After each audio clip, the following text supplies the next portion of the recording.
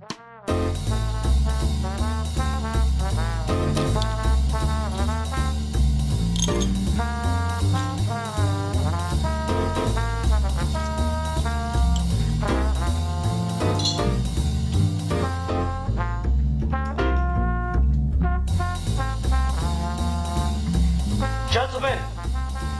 the time has come once again to discuss things.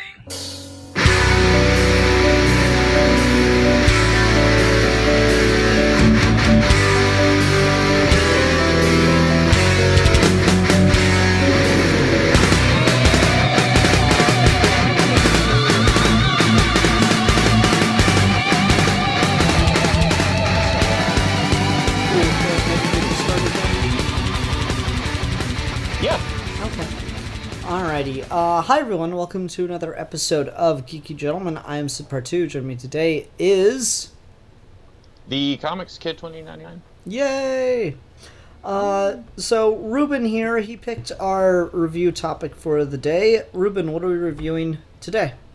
We are reviewing the 2009 superhero, air quotes, action movie Push, starring Dakota Fanning and Chris Evans.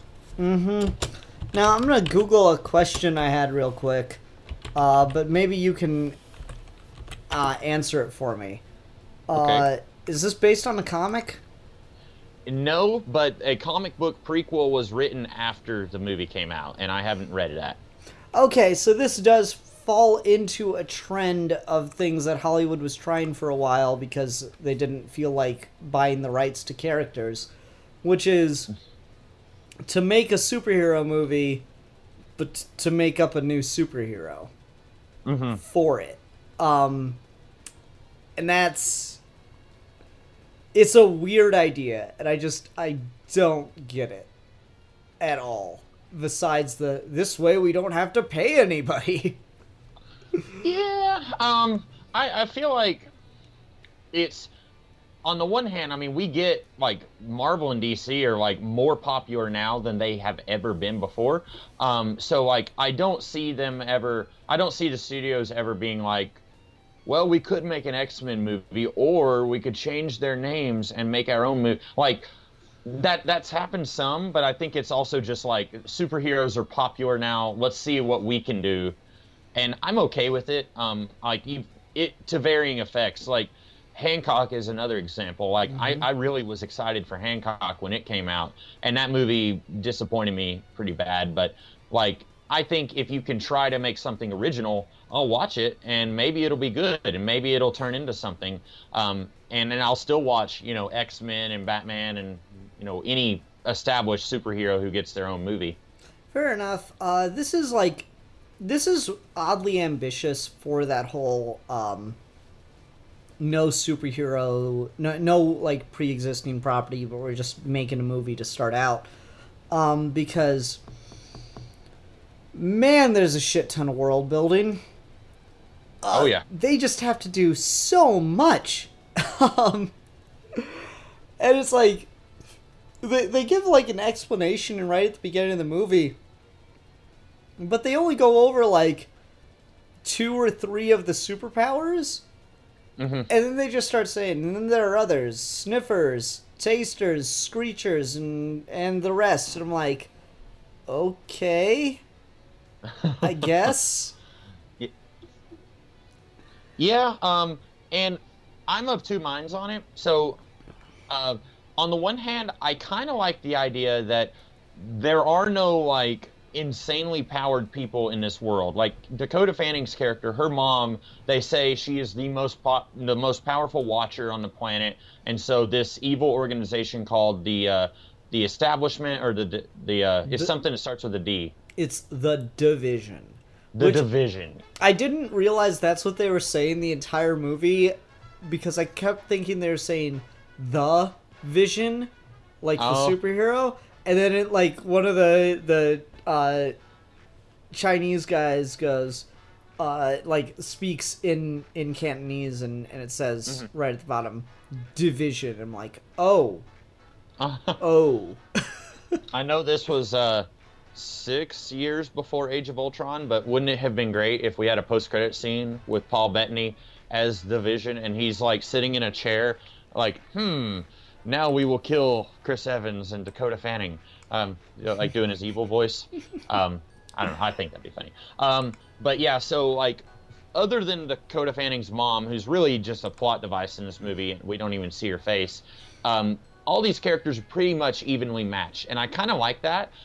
It's like a really complicated version of rock, paper, scissors, where it's like, these characters can do this thing, but they are useless against these characters with this power. And these characters can do this, but they can't act against these characters. I kind of like that. But at the same time, yeah, it doesn't make sense if this is all man-made, which I think it is. Like, they say that this all stemmed from experiments done in World War II, and it doesn't make sense that all of these powers act as checks and balances if they were all created by people. It wasn't created in World War II. It was first discovered and began to be tampered with in World War II. Gotcha, okay. Like, so the idea that these guys have always existed. Now, in World War II, science had the means to be able to like, start to detect them and try to manipulate them, is the idea. Regardless, though, I still think it's stupid, because it plays like a, it's funny, before we started the episode here, you and I were talking about the whole gaming side of geek culture, and you know what? It plays like a fucking RPG. It plays like fucking Yu-Gi-Oh cards or some shit, where it's like, oh, this one's... Or Pokemon. Yeah, this one's grass type, but it's vulnerable to poison types. And it just... poison and fire types. And it's just like... it just comes off as cheap. And you're right, rock, paper, scissors is another good one. It feels like a game. Like, this would be a decent video game, I guess. I don't know. It's this... Or like Go ahead. Like world building, like an RPG, kind of like, we were talking about Dungeons and Dragons earlier, like something like that. Where yeah, it's like you can be a pusher, big, or you can be a mover, or you can be a watcher. Yeah. And then, like, some of them are just, like, so obscure and in there, it feels like just to try to prolong the plot for a while. Like, the Shadow is in there just to be able to, like, evade a sniffer. But he can only do so much against a watcher. Ugh, God. It's so much. And they're... So let me ask you this. Did you like this movie? I didn't hate it, but... Okay. Yeah, I remember you mentioning this and I was like, oh yeah, with Chris Evans. That was literally all I remembered about the movie, is that it had Chris Evans and it came out damn near 10 years ago. Yeah, almost. And this is pre-Marvel Cinematic Universe Chris Evans. This is like right before he was cast as Captain America. This is post-Human Torch, like, but pre-Captain America Chris Evans. That's some prime real estate Chris Evans right there. And while we're talking about the MCU, I didn't realize this the last time I watched it, but Yellow Jacket from Ant-Man is in this. He's in it. He has like 5 lines of dialogue, but he is one of the Division agents that the chick ends up tricking into killing the other one. Corey Stoll. He's more popular for like House of Cards, I feel, than Ant-Man. But yeah, that's I've never watched House of Cards. So it's the wrong time to get into it. I'll tell you that much. Wait, you mean I shouldn't watch a show with a possible pedophile? No. Yeah, so like he's in it, and this is kind of like relatively early for him because he didn't really break out until stuff like House of Cards. So, yeah, that guy's there. There's a lot of Dakota Fanning kind of on her I'm getting older, so now I can't play every child in every movie ever phase. Like for the my god, the 2000s were just Dakota Fanning in everything. Was she in? So I must have missed that phase because I remember when the Twilight movies came out, everyone was losing their mind. Like, she's in the Twilight movies, and I didn't watch those. My sister she read the books before the movies came out, but I didn't really, and I know she was in that Runaways movie with what's her face from Twilight, but I don't really know of anything else that she was in, Dakota Fanning. It was like a lot of like random ass stuff. It's just they needed a child actress. So like the big ones would be what is it? War of the Worlds. Remember the Titans? What? Oh, okay. She was in Was War she of the in Remember the Worlds. Titans? I don't believe she was in Remember the Titans. She was just in a lot of different things. Oh yeah, she was in I Am Sam. She's just been in so many Uptown Girls. All these like anytime they needed a child actress, she voiced Caroline in the movie Caroline. She voiced Lilo in the second Lilo and Stitch movie, which is the worst Lilo and Stitch movie because they changed the voice to Dakota Fanning because she was popular at the time. Just all over the 2000s, Dakota Fanning's everywhere, and she's terrible in all of it. So this is like her, I'm starting to become an adult phase, but not quite, and yeah. For a minute, I was imagining when you said Lilo, I was thinking that you meant the monster. It's been like over 10 years since I saw the first Lilo and Stitch movie, which is the only one that I saw. So I was imagining her trying to do Stitch's voice, and I was thinking, what? And then I was like, oh, the girl. That makes more sense. I couldn't imagine her playing Stitch. She played Wonder Woman in the Kids Stuff episode of Justice League Unlimited. Oh. Yeah. Huh. Yeah, she was Sally in Cat in the Hat. Yeah, there's just all these fucking movies that she was in. And I just remember her just like always rolling my eyes whenever I saw her in something because she's just such a flat actress. I don't know. I haven't seen Ocean's 18, so I don't know how well she acts now. But I remember just seeing her as a kid. She was always so damn stoic, which admittedly was very different than most other child actors who usually oversell it and do something that doesn't quite work. She was more just monotone and flat and boring, which was not cured here. Speaking of, what did you think of the love interest for Chris Evans in this movie? Chris Evans had a love interest in this movie? Oh, right. It's a confusing ass convoluted plot device, and I don't understand any of it. And also, they have no chemistry. Nope. So here's what happens. She spends like a third of the movie running around Hong Kong, brainwashed, and then Chris Evans and Dakota Fanning are trying to find her, and then when they finally are in the same parking garage, she sees him and shoots at him like 5 times. And then the car that she almost carjacks drives off, and she's like, "Oh, my car!" Like it's Chris Evans' fault. And then she's yelling at him because she got kidnapped and he couldn't find her. That is and like... then the thing we see with them, she is... Go ahead. Oh, the very next thing we see with them, she mind controls him to come into the bathroom she's in so that they can have sex. And I'm thinking, like, weren't you trying to kill him, like, 5 minutes ago? Like, you were shooting at him and mad at him because you were kidnapped. Like, okay. Yeah, she's like, you didn't even try to come rescue me. It's like, bitch, come the fuck on. Like, everyone talks about the Division being, like, the most, like, impenetrable, scary-ass thing in the world. And you're just sitting here like, you didn't come rescue. What the fuck with that? It's like, it's not shitty that he didn't come rescue you. It's like an unwinnable situation for him. What the fuck with that? Ugh. It's ridiculous. Mm-hmm. That, like, just... I do not understand why the Division lets these metahumans run around like they're on fucking parole if they have this grand plan to experiment on them and turn them into a fucking army. Like when the 2 sniffers show up at Chris Evans' door at the beginning of the movie, and they're like, yeah, we tracked you using this toothbrush from decades ago, and now we're taking another toothbrush if we ever need to find you again. And all this shit, and I'm like... Yeah.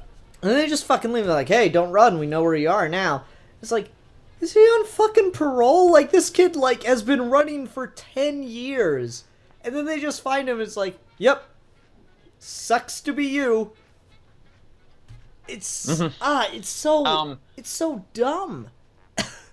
It's like, Yeah. I left the division 5 years ago. They told me never to shift anything again. Like, that's it? But that's all he's been doing. Yeah, like like he's every time we see him on screen, he's doing that. Yeah. I guess I should say I like this movie. At one time, I really liked this movie. You know how people, when the Winter Soldier came out, everyone was saying like, the Winter Soldier is one of the best superhero movies because it's changing the genre. It's not only a superhero movie, but it's also like a 1970s political thriller. And people were, in my opinion, overhyping the movie. I feel like I was kind of doing that for myself with this movie, where I was saying, I think it's cool that it's a superhero movie, but it's also a heist movie. And I always like it when you can at least reasonably successfully do a combination of genres like that. You don't really see a lot of like heist movies in the superhero genre, I don't think. And then sometimes they'll try something like this and it doesn't work. But I think it was at least a fun attempt. I mean, there's times in this movie you really have to turn your brain off. And like we've talked about some of it. There's a few things that I've got written down to kind of talk about later. But like, it's a fun movie, very fast paced. I enjoyed it, but it's also like, I imagine we're going to have a lot of complaints about it as we keep talking about it. Yeah, I mean, like, that's the thing is, it is very much you can't really talk about it. You just have to go, oh, that's a cool idea, or that was fun. And, like, I was reasonably invested in it while I was watching it, but anything I think about, I'm just like, yeah, no, that's really dumb and it doesn't make any sense. Like, there's the big twist ending where the letter he gave her is a picture of them together, and he said to open it when you start to doubt the truth. And, like, it's a picture of them on their date at Coney Island. And I'm like, okay, I want to break this down. Because not only is that the exact thing that she tells him wasn't real. Yeah. It's also like he knew exactly what the push was gonna be for her. Like that she's pushed into, oh, you're actually an undercover agent. Well, like, couldn't he have pushed her into literally any other possibility? Oh yeah, you are on the run, but your powers don't work anymore because of the serum. Oh no, I can't use my powers anymore. Or just, like, literally any other possibility would have existed for him, and they just fucking don't. And it's like, why? He could have done what she did to that agent. He could have said, Chris Evans killed your sister. And it's like, I don't have a sister. Oh, yeah, you do. And he killed her. And then, like, that picture wouldn't have done anything to have helped his situation. I want to know, how did he have that picture? I guess she's an ex-girlfriend, so he carries it with him all the time to remind himself of her, but, like, does he really carry that picture with him everywhere he goes? Like, and I think I've almost got this theory in my head that he asked the guy who creates stuff to create that picture. I'm almost thinking maybe that wasn't the picture that he had. I don't know. I really don't know. There's that side to it, and then there's just, like, how many fucking people have superpowers in this universe? Because it feels like they fucking kick a can and run into one, right? Like, Jesus Christ. It's like, oh, we'll just hire a Shadow. I get paid 10 grand a day. You maybe want to get that up front before you start running around with these folks? Like, it's just so elaborate. It's like, oh yeah, I know why we must be here. Here's a shifter. And then we're being chased by these 3 screamers and a watcher. And then there's the government bad guys who have a pusher and a mover. And it's just like, Jesus Christ, the pronouns. Yeah, I feel like I would really love to, and I looked up on Internet Movie Database. This movie underperformed huge. The budget was $38 million. Unless I misread it, it grossed about $31 million. So you can tell they were thinking about doing a sequel. Like in the second one, they're going to go rescue her mom, and maybe they won't be in Hong Kong. Maybe we'll get to see what it's like in America with superpowers and people, But like, it very clearly, like, as soon as the numbers came back, nope, shut it down. We can't do anything else in this world. Well, that's the other thing, because, like, I guess Dakota Fanning's mom is just dead, right? I don't know if she's dead or she's just in a cell somewhere. Like, we're gonna just leave her there, because she said, so her mom is a watcher, which means she can see the future, and she said she's the most powerful. She's like the most powerful watcher, and they can't control her, so they're just going to put her in a cage. Why? Like, if she's the most powerful watcher, how is she dangerous? Like, maybe she can see the future, like, 12 years before any of this stuff happens. So, like, somehow Chris Evans' dad, who was in the TV show The 4400, he tells Chris Evans when he's a kid, someday a girl is going to give you a flower, and you need to help that girl. Okay, and that was 10 years before the start of the movie. So did Cassie, that's Dakota Fanning, did her mom tell Chris Evans' dad that my daughter is going to help your son bring down the division? And if so, why did he wait until right before he died to tell Chris Evans that? And is that what happened? Because I'm not even sure if those two were in communication. Mm-hmm. Like, and then, or maybe... like, there's the underlying problem in that this doesn't have a sequel. Is Mm-hmm. they don't bring down the division together. They got a fucking needle. That's it. Yeah. All of this shit, and they got a fucking needle out of it. And she promised him $6 million. And then at the end, it's like, so what are we going to do? Trade the needle for your mom? Maybe, if we get a sequel. Like, okay, but what about the $6 million? And how are you going to pay all these people who you risk their lives for your plan? Your very ill-thought-out plan. Like, I'm gonna write down on 6 letters. Are you sure you're not the one that can see the future, motherfucker? Because damn, this is specific.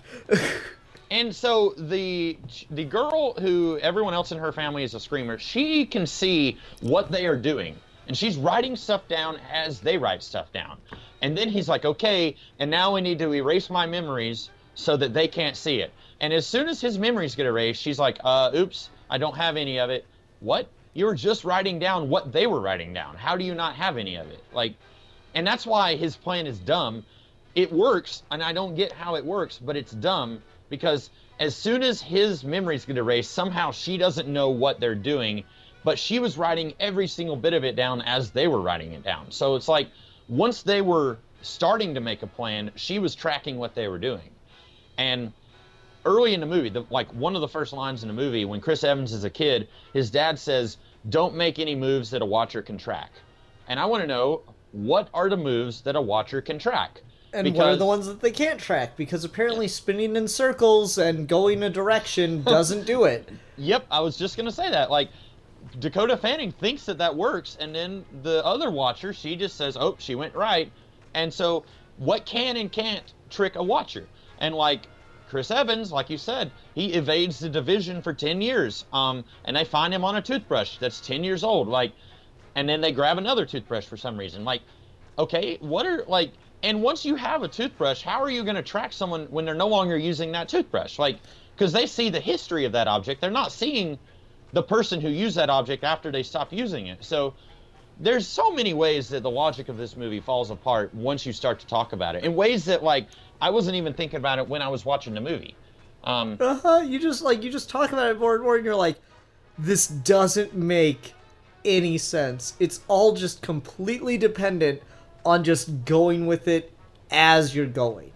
It's do not pay attention to the Emperor. Do not mention that the Emperor has no clothes, right? It's so dependent on just you just accepting it and going with it, and you're not allowed to make any questions. And like, yeah, we all right, so let's move away from the movie for just a bit and talk about this, because this is an interesting discussion worth having when we're talking about reviewing. Would you agree that when you're reviewing something, it's easier to be negative on a thing than positive? Yes. Okay. When I first started reviewing, I was almost exclusively negative on stuff. I found it was so much easier to complain about something than to talk about something positive. Exactly. And the reason for that is it's easier to see what's not working about a piece than to see what's working about a piece. And what a lot of people don't understand about critiquing and reviewing is pointing out a plot hole or a contrivance does not automatically make the thing bad, no matter what CinemaSins will have you believe. Just you can point out mistakes or whatever, but that does not have an effect on the piece as a whole. I talk about this with Steve quite a bit, but good is not a fucking ratio. You're not allowed so many mistakes in a movie before your movie stops being good and starts being bad. It's the concept of, all right, imagine in your head a big empty beach, and there's a gigantic pile of sand, right? Like a mound of sand. Yeah. Okay. Now imagine also taking a clump of sand from your feet, right off the ground next to your feet, in your hand, and then putting that back down in a clump. All right. Mm-hmm. Which one is a mound of sand? Well, they both are. Yeah, but which one is would you look at it and go, okay, that's a mound of sand, and which one would you look at and say, probably not? The big one. Yeah, exactly. So there's a determination somewhere along the line, and you could make mounds of sand of progressively smaller size of a range of sizes till you have just a fucking line that goes, and you're not going to be like, okay, this one's not a mound and this one is, and this is the distinction right here. It's a spectrum thing, right? It's just at a certain point something is outweighed by its bad to good, but it's not a direct fucking ratio. You don't get a fucking counter. Everything, no matter how good it is, everything has conceits that you have to buy, contrivances that have to happen to make the story work, and just errors of things. Everyone talks about Citizen Kane. Citizen Kane is based on a contrivance within a plot hole and has fucking pterodactyls appear in it. Okay? the fucking... Alright, so Citizen Kane starts off with, Rosebud, and then he drops the fucking thing and all that stuff. No one's in the room. No one's... the whole movie's about what does Rosebud mean. No one's in the fucking room to hear him say it. The second one, it's the contrivance of why does anyone care what that means? He's clearly an old-ass man. No one just goes, yeah, he's probably a little senile. And then third, when they're on Citizen Kane's fucking private island, the studio didn't want to pay for the background footage to go shoot new jungle footage. So they just threw in footage in the background from King Kong. And you see fucking pterodactyls flying around and shit. So apparently Citizen Kane was fucking like John Hammond 1.0. It's ridiculous. So there's but guess what? Those three things don't mean shit to how good a movie Citizen Kane is. Side note, I've still never seen Citizen Kane because I just don't give a fuck at this point. But still, I haven't either. It's one of those where you have to see it before you die, and I may die before I see it. I don't know. Should pick Citizen Kane on Geeky Gentleman at some point. Just man. Okay, I've got an idea now. Anyway, sorry.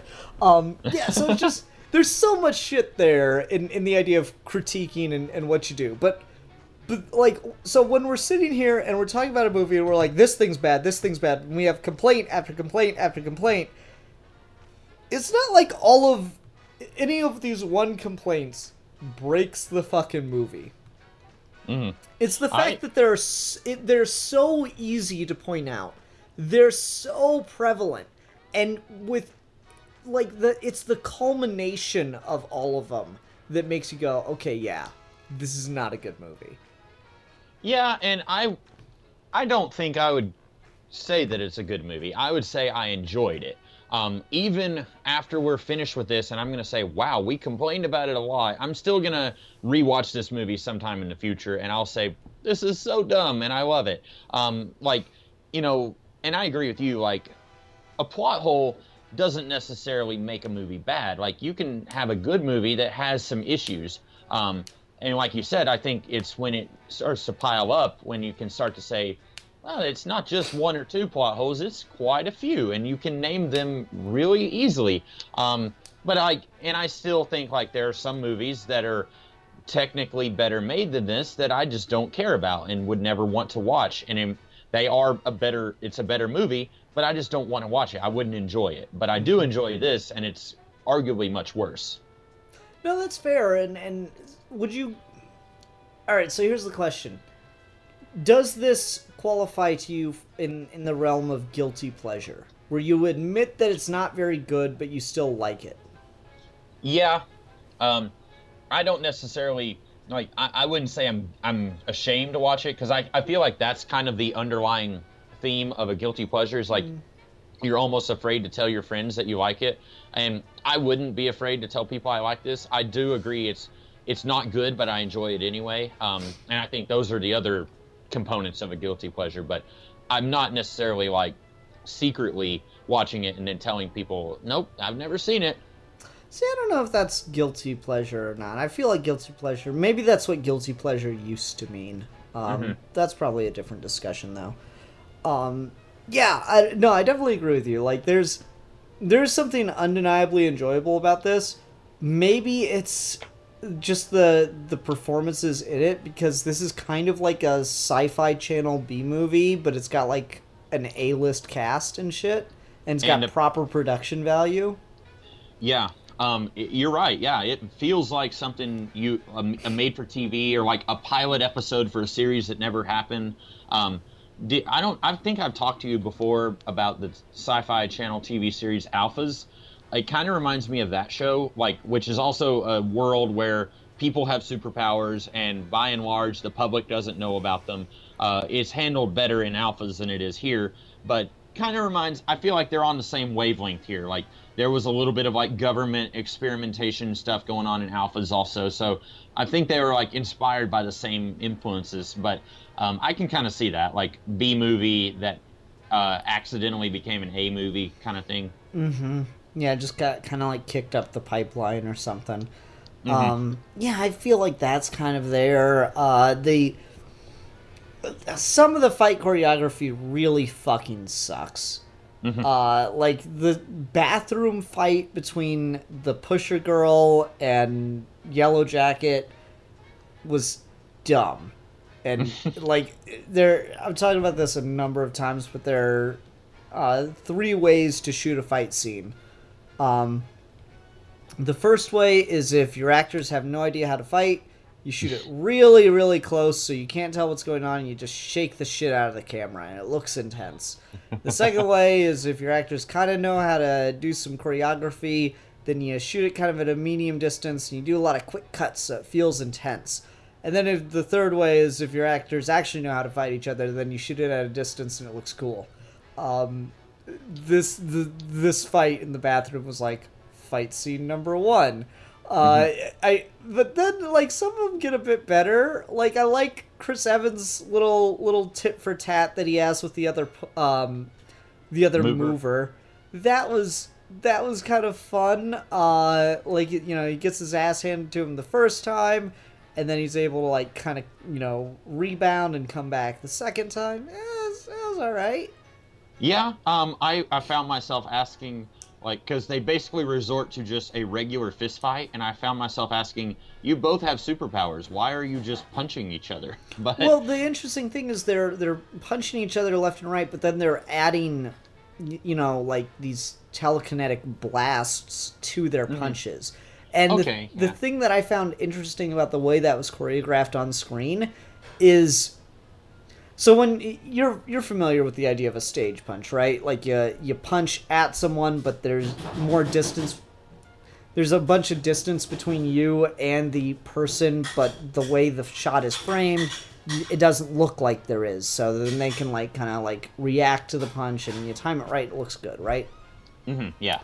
Yeah. So like they were doing that, but they'd actually be able to change the camera angle so you could see that like Chris Evans's punches weren't connecting, but they were getting the telekinetic blast behind them.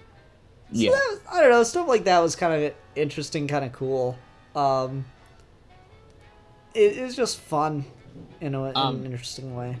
Speaking of, so on the other hand, where I was saying, where I was, saying like it didn't look like he was using his powers, I did think it was kind of silly when Chris Evans grabs the gun and he says, "I'm going to go change the future," and then he goes, somehow he finds, I'm going to mispronounce his name, Djimon Hounsou, who was in Guardians of the Galaxy for about 3 minutes.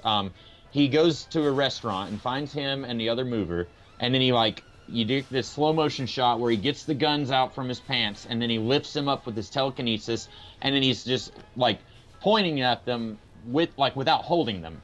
And I'm thinking like, okay, that makes for a cool shot, but why? Like, you can just as easily hold those guns in your hands, and we've seen that Chris Evans has trouble moving a dice with his telekinesis. So like, is he like straining himself trying to hold these guns with his telekinesis, or is he just trying to look cool? Like, I feel like that was like a because it looks cool shot.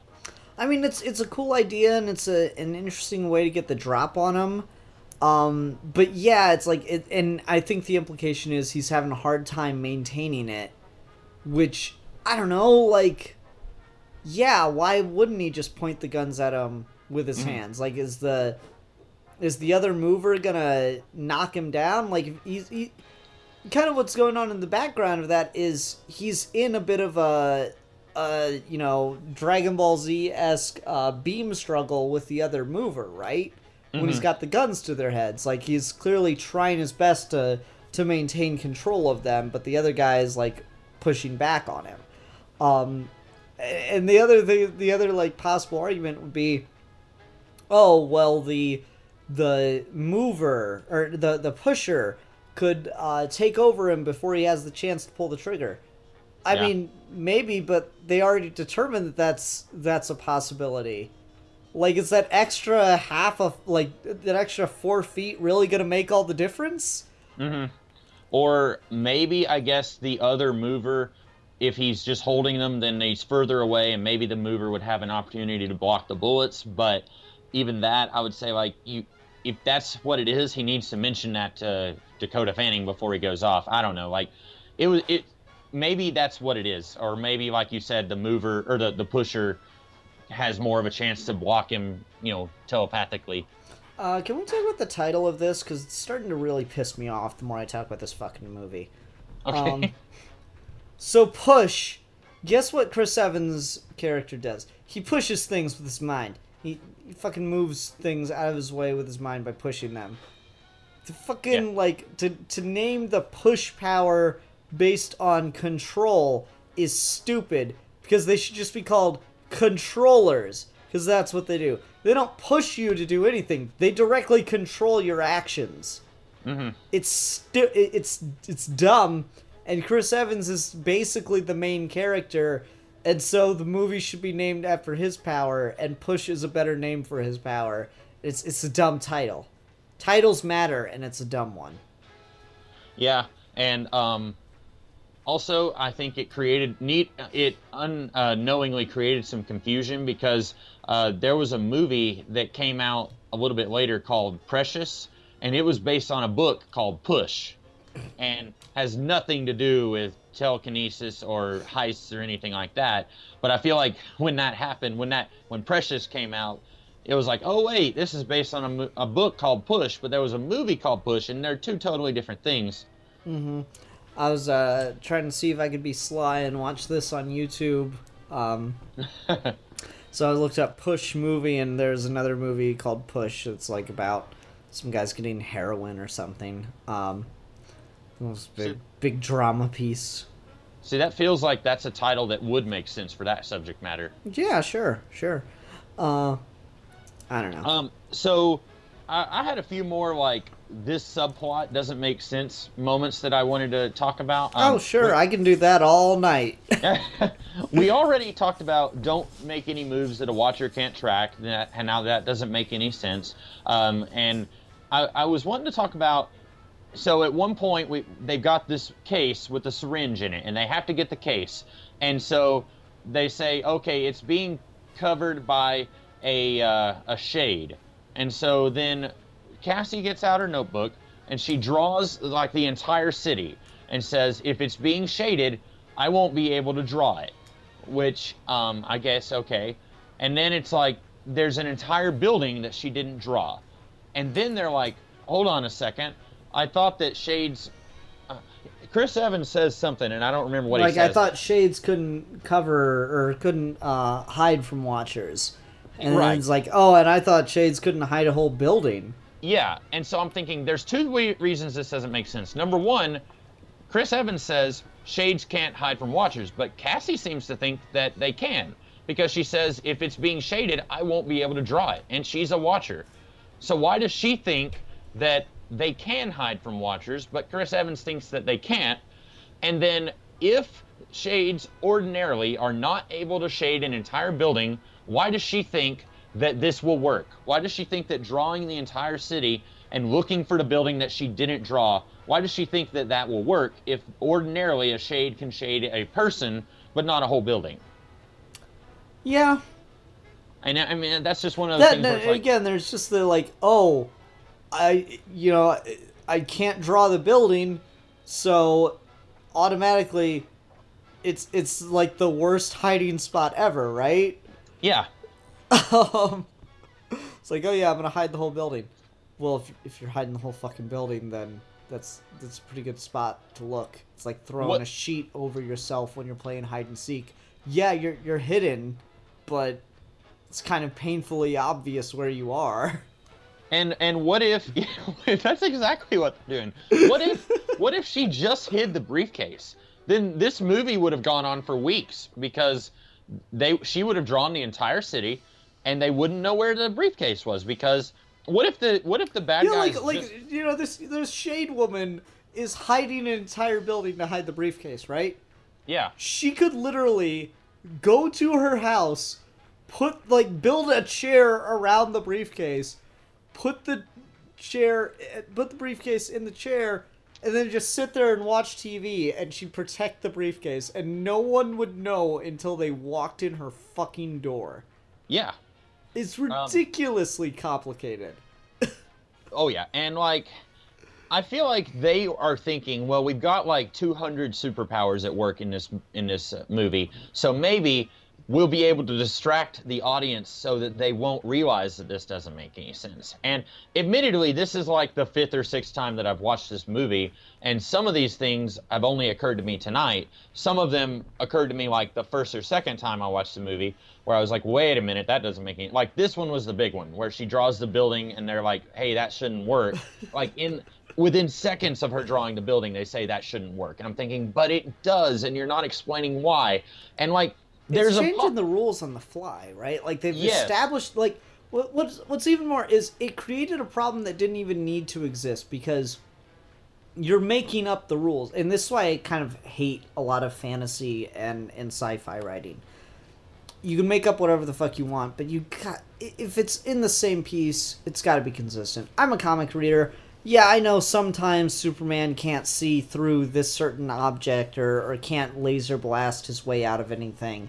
And then other times, writers will have him just laser blast an army of Doomsday clones, and it's fine. And I'm like, okay, it's inconsistent as fuck, but at least it's different properties, and it's whatever. It's different stories, different writers. It makes sense. This is the same fucking movie.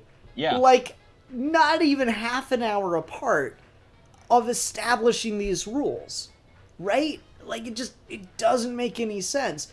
And then if fucking Division is such a big threat to the community, and they've got sniffers and watchers all over the place, and shades... Is it shades or is it shadows? I thought they said shadows. They're called shadows, but the act of doing it is when you shade something. So Okay, like a okay. shadow shades the building, yeah. Okay, so yeah, so like, if fucking Division has watchers and sniffers, but shadows can shade things from them, well then why the fuck wouldn't just like the people that don't want anything to do with Division, why wouldn't they just always have like a group of like, here's our watcher in our group, here's our shade in our group, and these two are gonna keep us all safe. And if they kind of slip up, we've got like 15 pushers and 15 movers, and we will fuck some shit up. Like, it's so...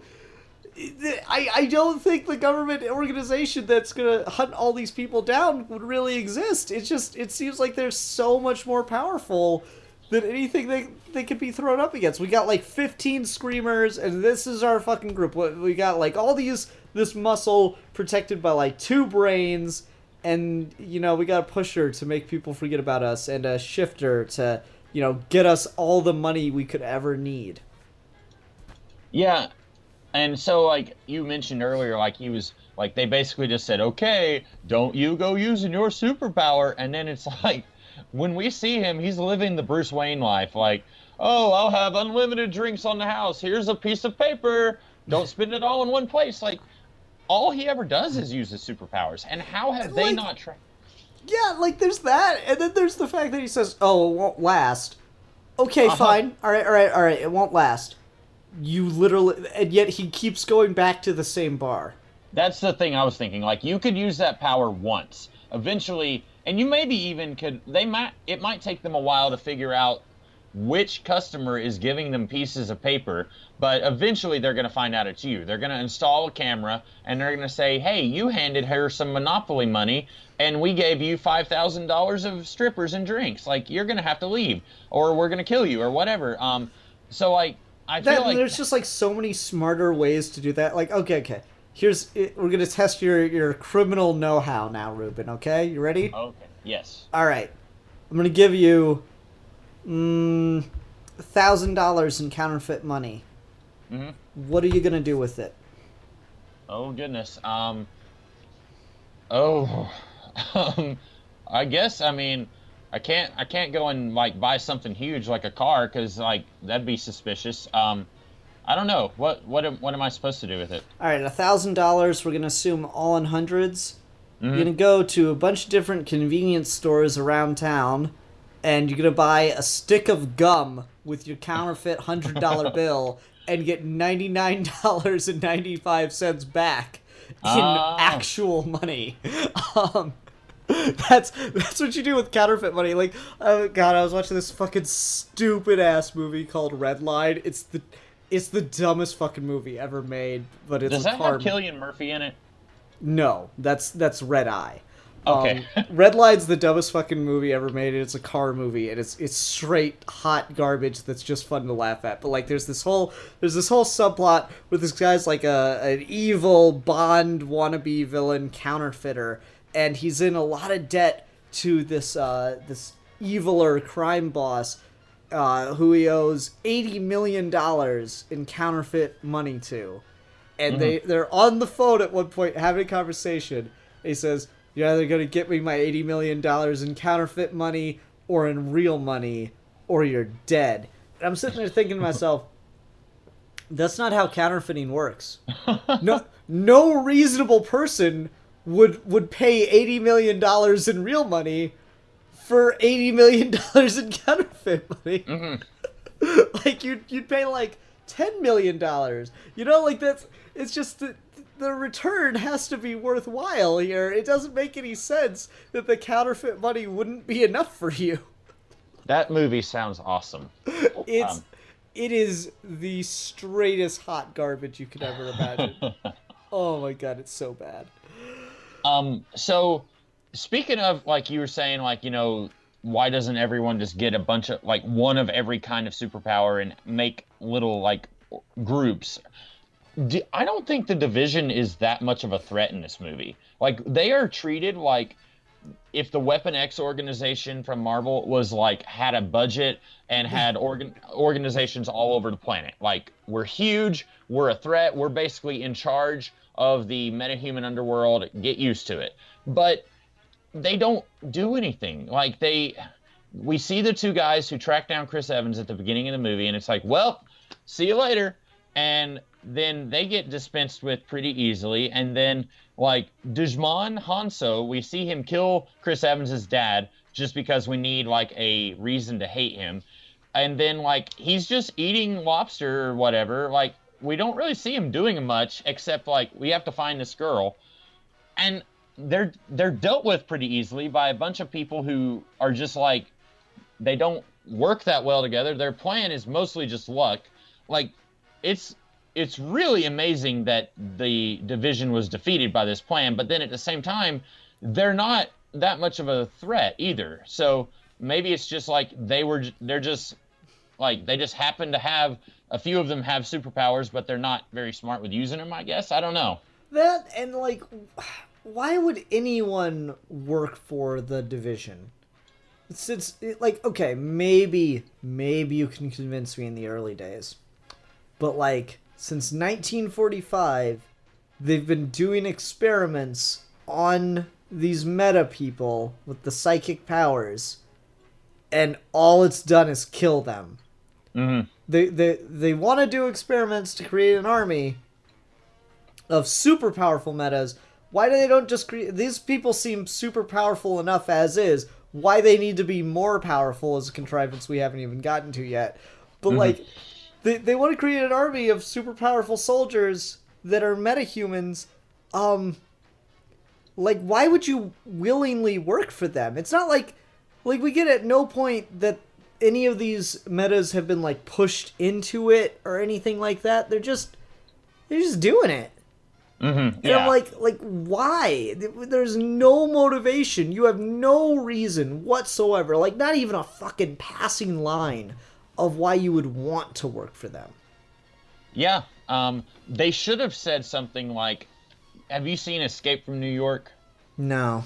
Okay. Or like the Suicide Squad comics. They should have said like, we've got a little miniature bomb in your neck, and we were going to blow it up unless you do missions for us, and you're going to keep doing missions for us until you die. And then it's like, okay, they are a threat. They are a legitimate threat, and we have a good reason to hate these guys. Because right now, the only reason we hate them is that Djimon Hounsou killed Chris Evans' dad, and we don't even know why he did that. Just, he's a bad guy, and we need a reason for Chris Evans to hate him.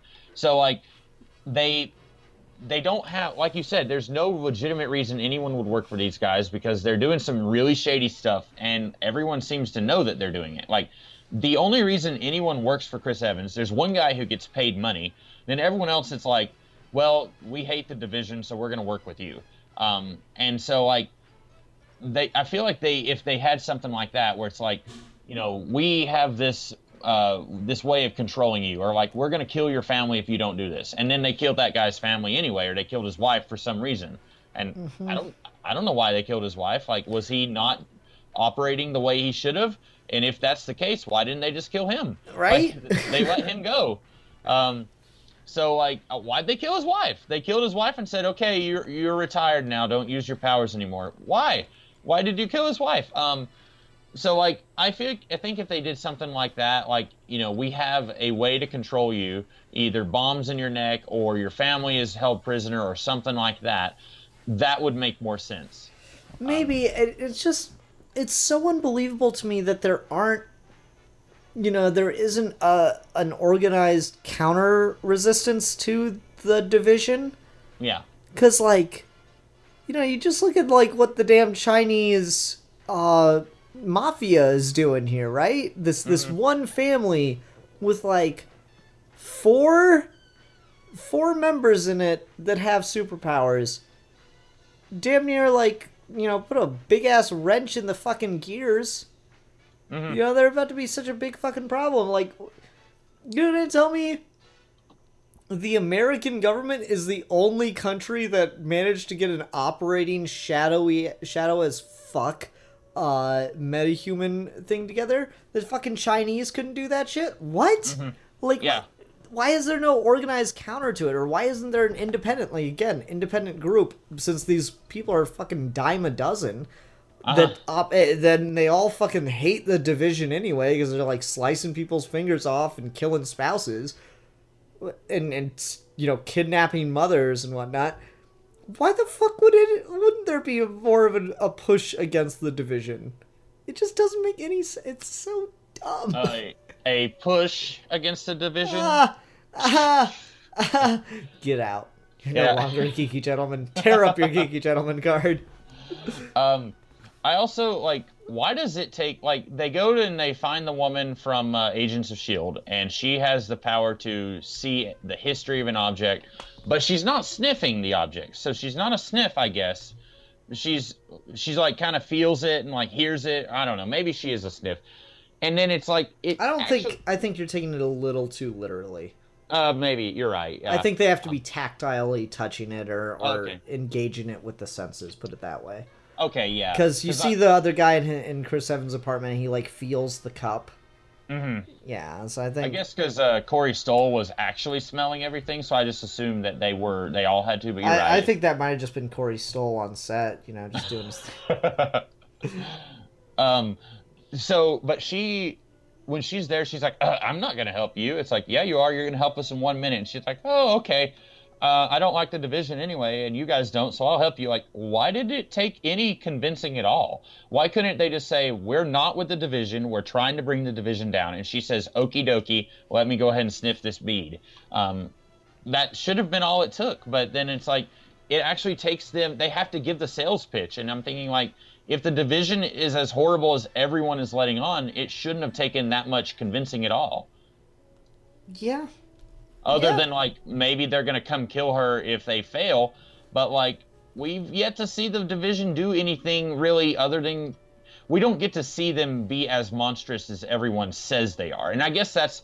I took a creative writing class in college, and my creative writing professor, big thing was show, don't tell. That was one of his huge things. And it's this a classic movie... of writing. Yeah, this movie is full of them telling about how awful the division is. We don't get to see nearly enough of them showing how awful the division is. We get to see him, Dejman, he tells Corey Stoll to shoot himself, and then we get to see him killing Chris Evans' dad, and that's it. And then Cassie's mom is a prisoner, but everything else is just, well, they're really bad. They did this one thing to me, but they're letting us live at large here in Hong Kong.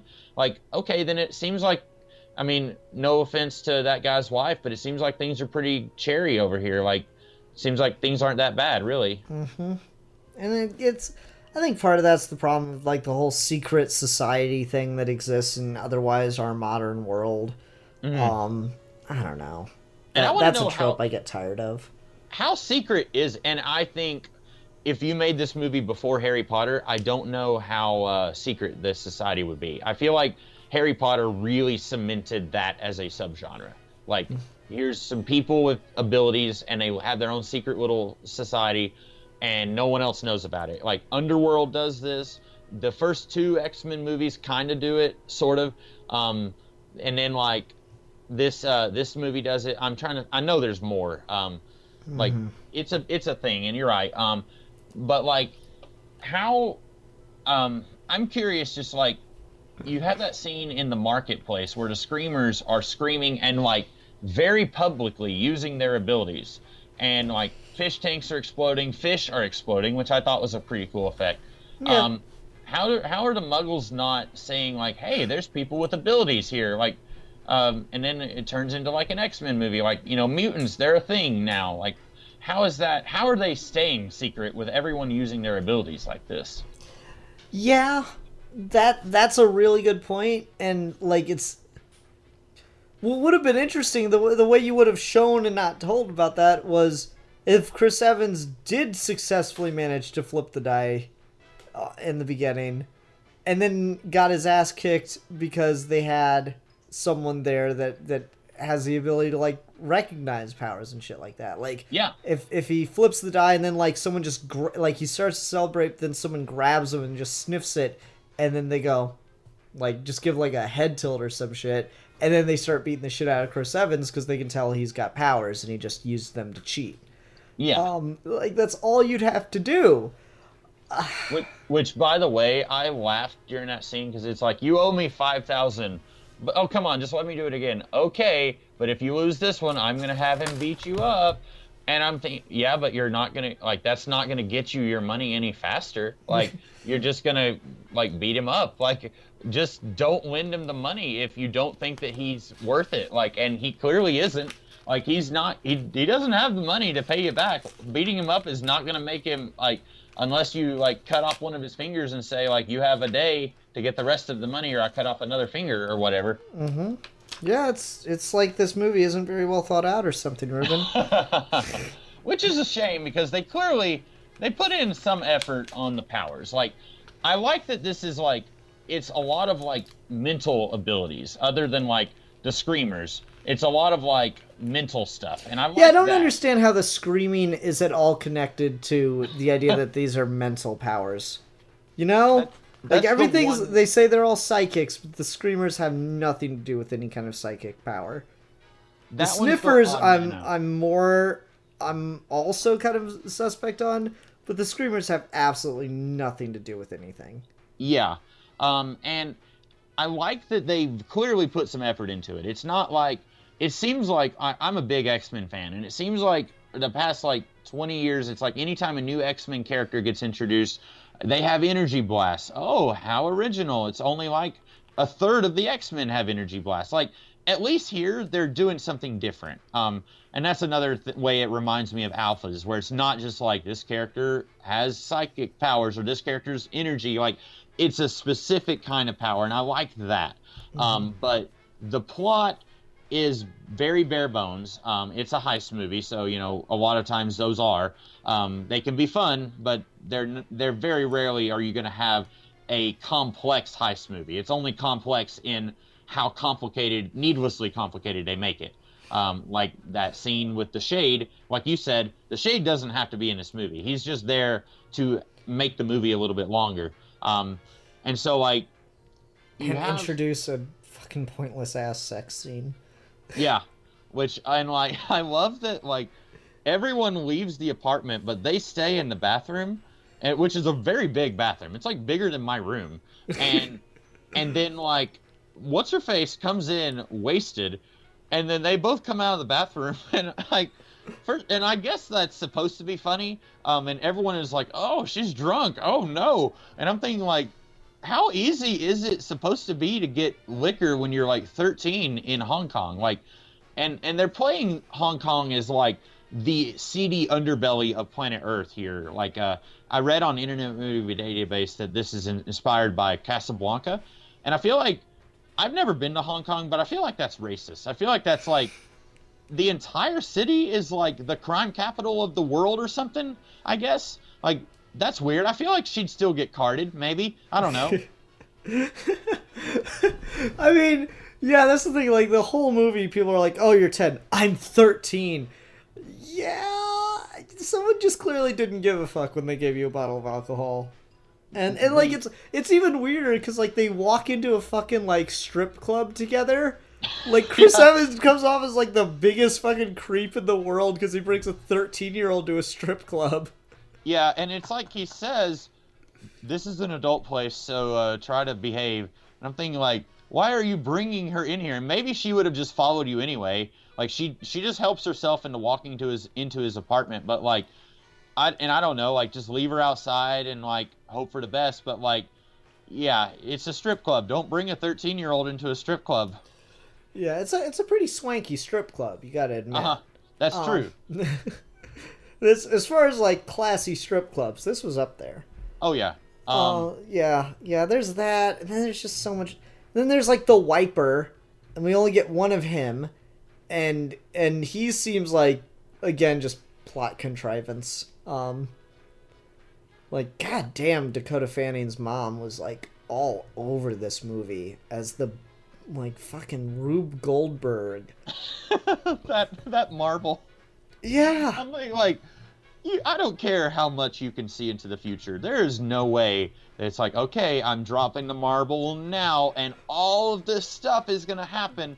And like, what if? Like that's the thing that really gets me though, the most out of all of this is all of these events were set in motion by Dakota Fanning's mother, who's like the best watcher ever. But Dakota Fanning and the lollipop girl both establish that the future changes constantly just on a whim. Yeah. If you kill someone at the wrong time, the future changes. If someone, decides to try to act in a way to fuck with the watcher's perception, the future will change and the watcher won't be right anymore. Mm-hmm. Which is like, honestly, it's a great way to deal with predicting the future. It's like you only get glimpses and it's not set in stone. You can act to change it. That's cool. I like that. How in the fuck does like 12 years prior. How does this shit hold up with those kind of rules for watchers? It really shouldn't. Yeah, she's the best watcher. That doesn't mean she should, again, be able to completely break the rules of how watching works in this universe. She's probably, I said earlier that we don't have someone who's like, super powered, like, Silver Surfer level or whatever. She's probably the closest one. If she's able to predict all this, like, 12 years before it happens, and it all happens right down to a T, then you're right. Like, should have been some point where it's like, oops, like, I know I've been planning this for 12 years, but something just changed, so I gotta recalculate. Like, there should have been something like that. Mm-hmm. There really should. It's just, again, it's the more... I feel like I've been so fucking harsh on this movie. I've pointed out everything wrong with it. And the worst part is, I feel like it can still keep going. Mm-hmm. There's so much left to talk about with this. Like, I don't understand how Shifter's powers work. I don't understand the relationship between some of the powers, like how they play off of each other. Like, can a watcher tell an object's been shifted? There's all kinds of shit like that where if it were a better movie, I might be more interested in this world building. But it's not, and I'm not. And yeah, I agree. And there are some things about it that I do admire. Apparently, the director wanted to use as many practical effects as he could, and I know you really like CGI more than I do. I'm of the school that sometimes you have to do CGI, obviously, but I like seeing directors try to use practical effects when possible. And so I like that they were able to do a lot of that here. I also like that apparently in scenes like where Corey Stoll kidnaps Chris Evans' girlfriend on the street, apparently they had a camera hidden in a van and they didn't have like a set. And so all these people on the street were just like passersby, like they were not extras in the movie. Ooh, they were guerrilla filmmaking, nice. Yeah, and so apparently nobody reacted when this girl was getting kidnapped by these two white guys. I kind of think that's a little weird, but I think it's interesting, like you said, guerrilla filmmaking. And they do a lot of that, like in scenes where it's like in a crowded place. And the filmmaking, I mean, the equipment they're using is top notch. If this is like hiding a camera in a van, because like I can't imagine that they would have had good quality. Like it's really good quality for that, I guess is what I'm saying. Yeah, I don't know. I think part of it's just the city mentality of like so much crazy shit happens when you live in a big city. Yeah. The one I always go to as like that's a real good joke on it, playing on it is Ultimate Spider-Man. He's swinging around the city and thinking about how he's just not appreciated in New York, and then he runs out of web when he's like 50 stories up and just falls straight down, splats right on the concrete, right on the sidewalk, in the middle of like, New York's ridiculously crowded sidewalks. Just splats right down, and this guy just goes, "Walk in here!" And I'm like, that's the most New York shit ever. I think just big city attitude, people just straight don't give a fuck. Because there's just so much shit constantly going on. You just, like, it just turns off the empathy center of your brain and like, oh, that's weird. You just don't fuck with it anymore. Because if you were to stop for everything that's weird or strange or whatever, you just will not be able to get through your fucking day. Yeah. Yeah, that's a good point. Was that the comics or was that the cartoon, Ultimate Spider-Man? It was the cartoon. Oh, okay. I only saw, I think, the first episode of that. It's not good, but it's definitely got its moments. One of the gags I loved to death was the idea that somehow or other, every single field trip Peter Parker ever went on, he managed to get bit by an animal. That's great. I love that idea because like that takes care of a plot hole I never even thought of with Spider-Man. It's like, why wouldn't he tell someone that he got bit by a spider at this weird sciencey area? That seems like that's something he should have told someone. And it's like, no, he just didn't want to get mocked for it this one time. Oh, it's Peter. Let's see what he gets bit by this time. That's Peter, great. you grabbing your hand there? Any reason why? No, I'm fine. Um, yeah. So this movie was, and I guess even though this movie was, we've mocked it appropriately so. Do you think if they made a sequel, do you think it would have been deserved? I guess. No. Okay. Like, this is a good first draft. Yeah. This is a decent first draft for a film. The fact that this is the final product, it's pretty piss poor, and yeah, they didn't deserve a sequel for this. Yeah. Like, I feel like word of mouth could have saved this movie. It could have performed better through word of mouth or gotten, like, cult following. But, you know, not always, but I generally think it's safe to say that audiences kind of find a good level for a movie. Mm-hmm. They'll embrace things that are bad, but, like, very few people will try to, like, argue that Transformers is a good film. They'll just say, it's fun, I enjoyed it. So, like, when you can see just a mess of a film like this, audiences will tend to go, will tend to know that it's not that good, even if they can't explain why it's not that good. That's not a universal case, but it's a pretty good general rule, I feel.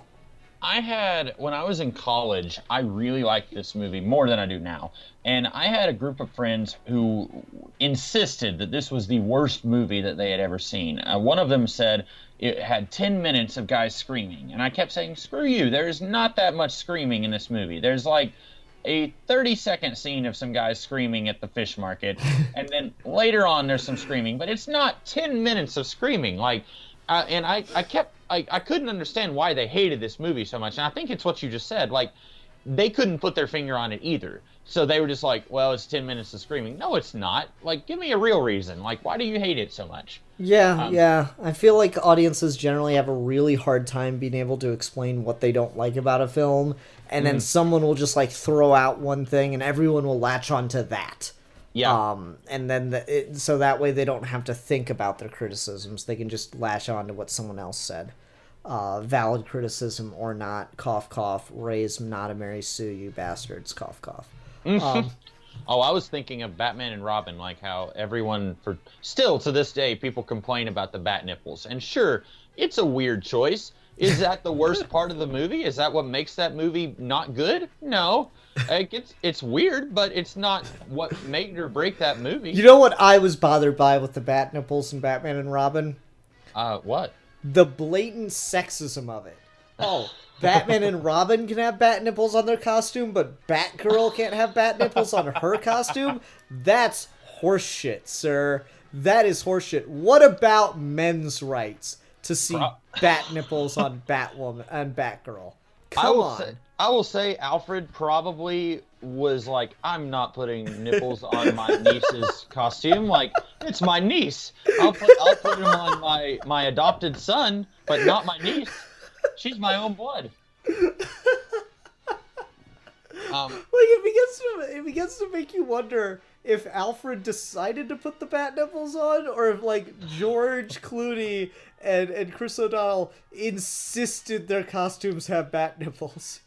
That is an excellent question. I do know, and I know we're getting off topic, but I have to say this. Apparently, Chris O'Donnell tried to bribe the costume department to make his codpiece bigger than George Clooney's, and apparently it didn't work. They were like, we're still making Batman's codpiece bigger, and I'm thinking, like, of all the things that you could, like, I've got to have a bigger cock, guys. Like, I'm like, why? Who cares? I don't know. In this kid's movie, I've got to have a bigger codpiece. Yeah. Oh man. Yeah. Okay. So, what else do you want to say about Push? Again, yeah, I think it's a good first draft. I think there's definitely some interesting ideas here.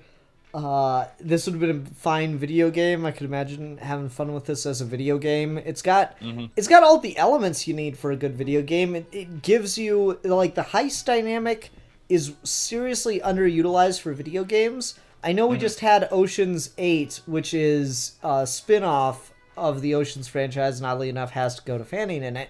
But like there should be an Oceans game, because just the heist is a really good conceit for you're a character and you have to do these things, more so than like military missions and all that stuff. It's a really good conceit to tell a story in.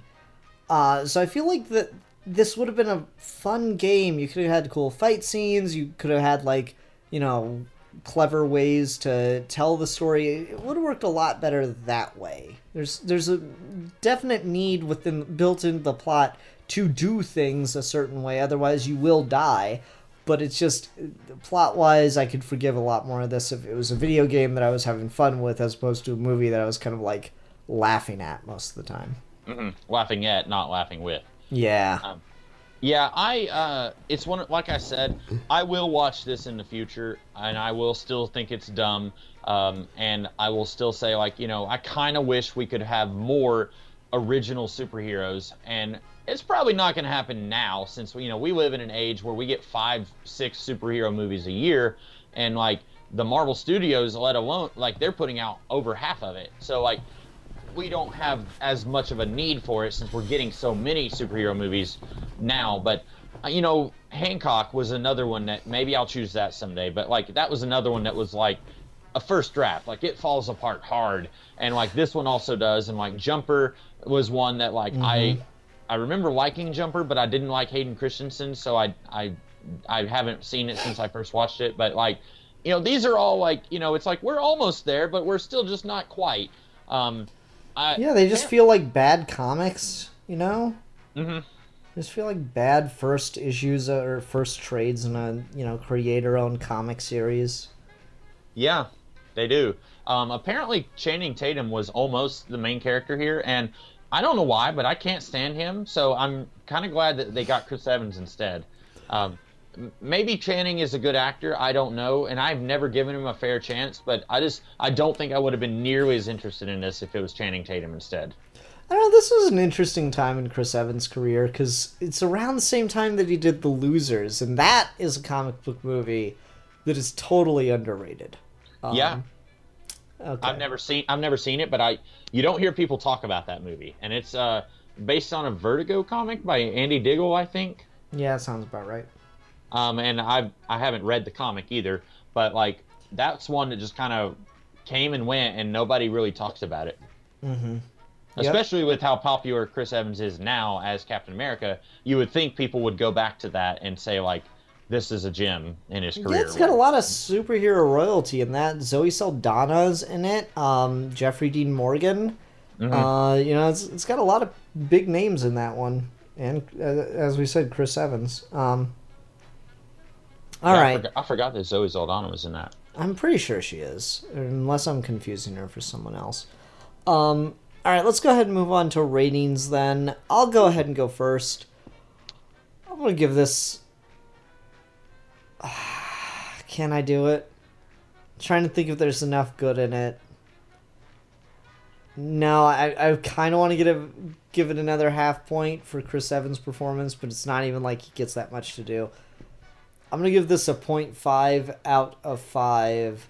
Wow. Chinese guys just screaming. You hated it more than I thought. I'm going to go with 2 beads out of... Or no. 2 soy sauce bottles that look like syringes out of 5. That seems high with how much I complained, but I do think this is a level of dumb fun here that elevates it quite a bit. And I think a lot of the actors here are good. They just don't have a lot to do, like you said. Even the main character doesn't get a lot to do. Some of the actors aren't great, but I think like the bad guy is just boring. But like I think there's enough here that interests me so that I will watch it again in the future. Fair enough. Everyone's got their thing. All right. Well, we need a topic for next week, and I was not expecting to have to do it, and I was trying to like kind of sort of think of something throughout the episode, but nothing was coming to mind. So let me let me spitball and try to entertain the people while I try to come up with something off the top of my head. What's something that's been on my mind lately? Which is better, Push or Hancock? Or Jumper? Oh, I don't think so. I don't think I can bear to watch that much mediocre in one go. No, all three in one day would be brutal. Yeah. I haven't seen Jumper since college, and the only reason I haven't bought that is because of Hayden Christensen. Like, I used to think his bad performance in the prequels is not his fault, but then you go and look at this, it's like, oh wait, he is a bad actor. This is not good, and it's got that girl from the OC in it. I think the girl from who I know more about the OC than I'm like. That is something I would say I'm ashamed to admit that I've seen. Fortunately, only like 3 episodes, but still, I'm pretty sure it was the girl from the OC. Okay. You know, you read comics, right? Yeah, I've been. Yeah. Okay, let's talk about collecting comics, but like I'm gonna have to figure out how to finesse this. I want to talk specifically about condition of comics. Oh. And how that affects readability. That might be hard to get an hour or so podcast out of, but we'll see where we go with that. All right? Yeah, I think we can do it. Okay. All right, everyone. Thanks very much for watching. Until next time, I'm the Philosopher. And I'm the Comics Kid 2099. And we are your geeky gentlemen. And we will be discussing things.